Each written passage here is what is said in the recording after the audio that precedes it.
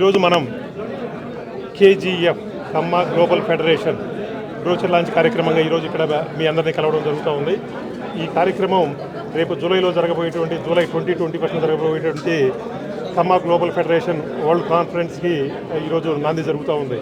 ఇక్కడ ఈ కేజీఎఫ్ ద్వారా ప్రపంచంలో ఉన్న తెలుగు వారందరినీ ఒకచోట చేర్చడం, అలాగే కమ్మ సోదరిమణులకి ఎటువంటి అవసరం వచ్చినా కూడా వాళ్ళకి ఈ దేశంలోనే కావచ్చు, విదేశాల్లో కావచ్చు, ఎక్కడ ఏ అవసరం వచ్చినా కూడా ఈ ఆర్గనైజేషన్ ముందుండి వాళ్ళకి హెల్ప్ చేయడానికి కూడా ఈ అంకురార్పణ జరిగింది. ఈ కార్యక్రమం చాలా సక్సెస్ఫుల్గా జరిగింది.